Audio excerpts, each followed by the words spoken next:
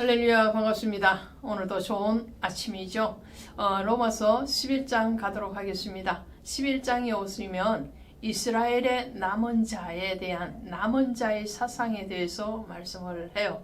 성경은 여러 곳에서 하나님이 선택한 그리고 하나님이 은혜로 남겨주신 그 사람들에 대해서 말을 합니다.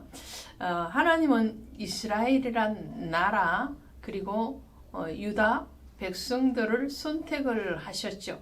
선택을 하셨지만 모두가 다 그 은혜 안에 머물러 있지는 않았다라는 거죠.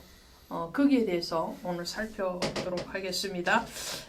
베냐민의 집하고 또 아브라함의 씨에서 난 이스라엘인이라고 바울이 자신의 신분 또 혈통에 대해서 말을 하고 있어요.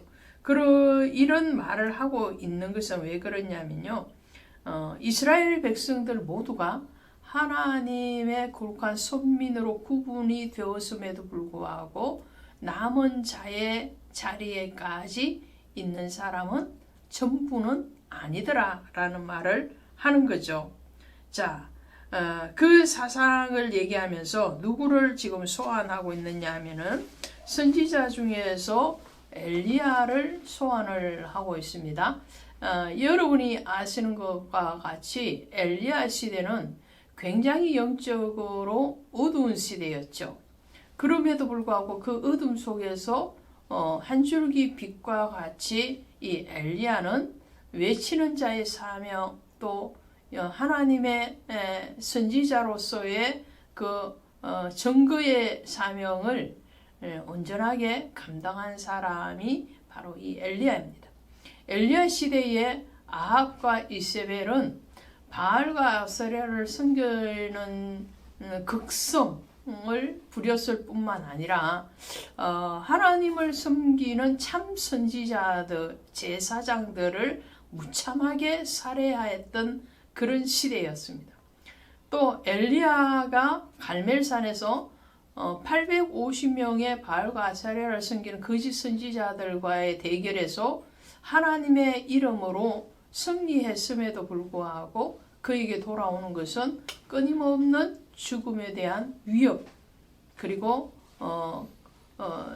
갈급함, 영적인 그 갈급함이 있었죠. 그래서 엘리야가 하나님 앞에 죽음을 구하는 그런 정말 공고하고 외로운 가운데 있을 때에 하나님은 그에게 뭐라고 말씀을 하시느냐 하니까요. 열왕기상 19장에 가시면 하나님이 남겨둔 사람이 있다라고 말씀을 하세요. 그 사람은 어떤 사람이냐 하니까 바알에게 무릎 꿇지 아니하고 바알에게 입 맞추지 아니한 자 7,000명을 내가 남겨두었다 라고 말씀을 하시죠. 이 바알은 우상행을 통칭한다고 할 수 있죠. 우상에게 무릎 꿇지 않고 우상행과의 어떤 거짓된 진리에 경배하지 않는 자, 또 세상의 흐름에 쫓아가지 않는 구별된 자, 그 사람 7,000명을 남겨두었다라고 말씀을 하거든요. 오늘날 교회가 아무리 어렵고 또 핍박 아닌 핍박과 같은 그런 세상의 유혹과 또 손짓이 그물망처럼 덮치고 있다 할지라도 그 속에서도 하나님 앞에 절대적인 신앙을 지키는 믿음의 사람들이 남겨져 있다라는 말씀이 되기도 하겠죠. 그럴 때에 주님은 이렇게 7,000명을 남겨두었는데 그 남겨둔 사람은 자신들의 어떤 의지 또 자신들의 어떤 행동으로 남겨지기 것이 아니고 5절에 보면 이렇게 말씀하죠.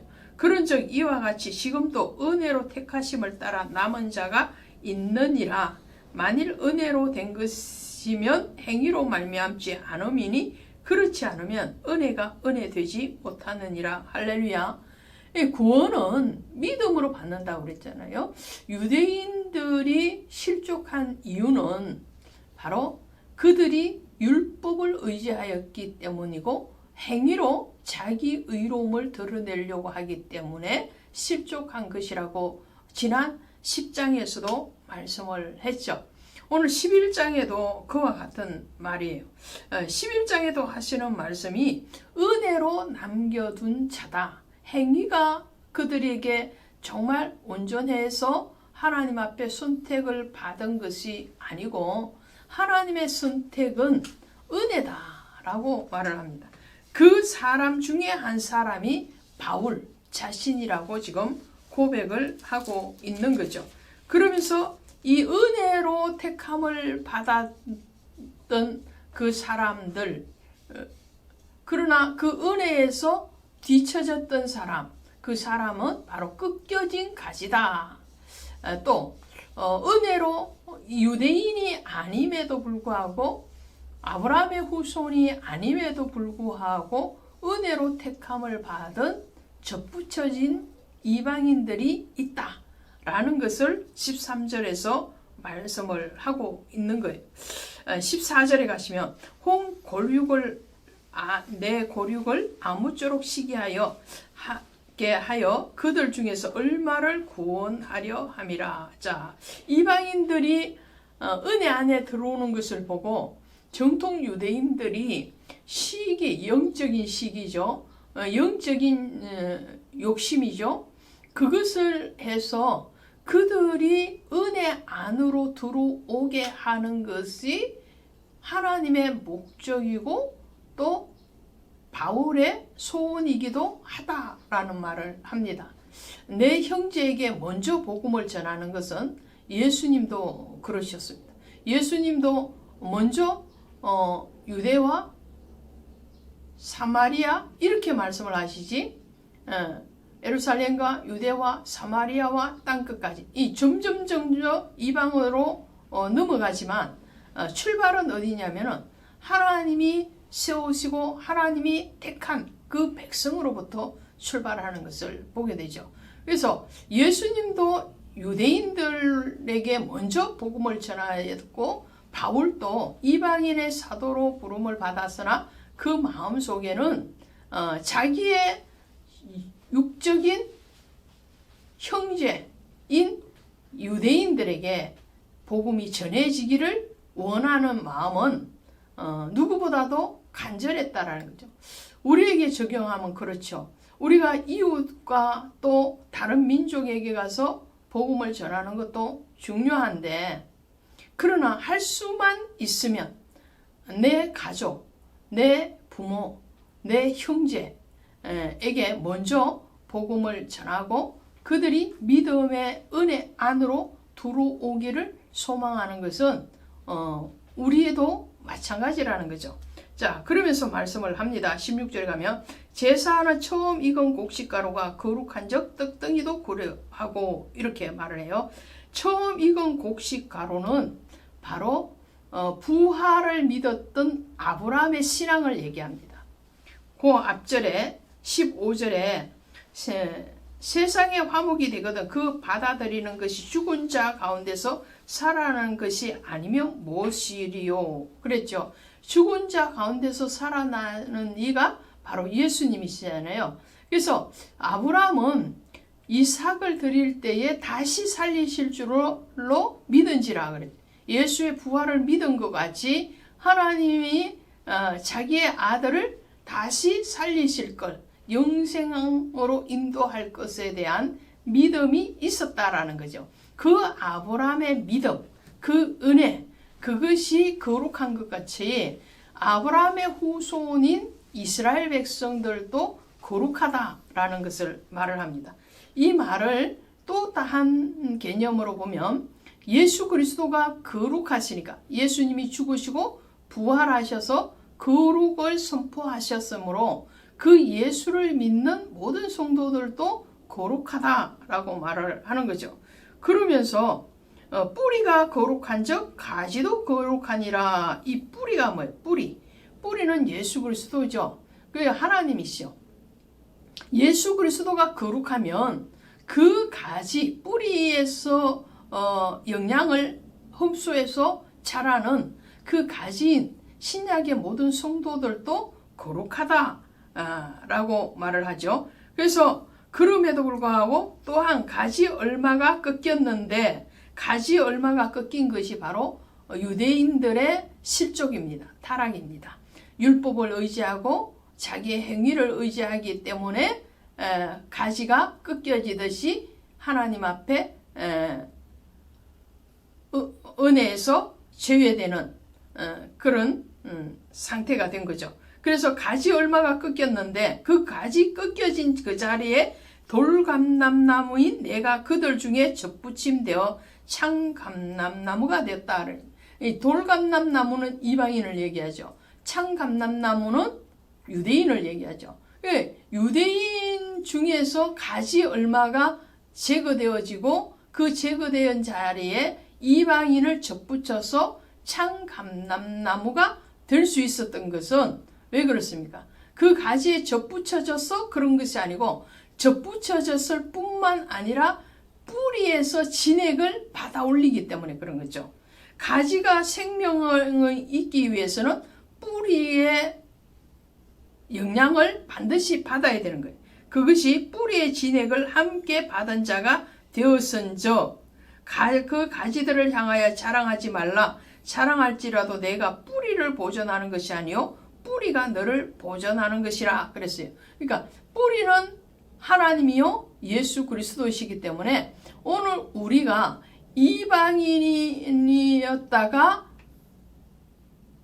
이제 유대인의 그 가지에 붙여져서 돌감람나무가 아닌 창감람나무, 또 사망이 아닌 생명, 그리고 이제는 서자가 아닌 양자가 될 수 있었던 비결은 바로 그 뿌리이신 예수 그리스도의 은혜와 사랑으로 그렇게 되어졌다라고 말을 하고 있는 것이죠. 그러므로 오늘 우리가 가장 귀히 여겨야 될 것은 바로 그리스도의 은혜라는 것입니다. 이 접붙여진 이 사상은 바로 예수 그리스도의 아내가 되었다라는 거죠. 또 요한복음 15장에 나오시는 것처럼 포도나무에 비유해서 포도나무에 붙어 있으라, 가지에 붙어 있어야지 그 가지는 생명이 있는 가지이지 원줄기인 포도나무에 붙어 있지 않으면 밖에 부리어지는 것과 같은 거죠. 예수 그리스도에게 접붙여져 있는 것, 그것이 바로 교회와 성도의 관계고 남편과 아내의 관계라는 거죠. 옆구리에서 예수 그리스도의 피가 흘러나올 때에 그 보혈로 성도가 탄생한 것과 같이 아담의 갈비뼈에서 하와가 나온 것처럼 이 접붙임의 사상은 바로 그리스도 안에서 우리가 한 지체가 되었다라는 것을 말씀을 하고 있습니다. 이 접붙임의 사상이 바로 남은 자의 사상과 일맥상통하는 거죠.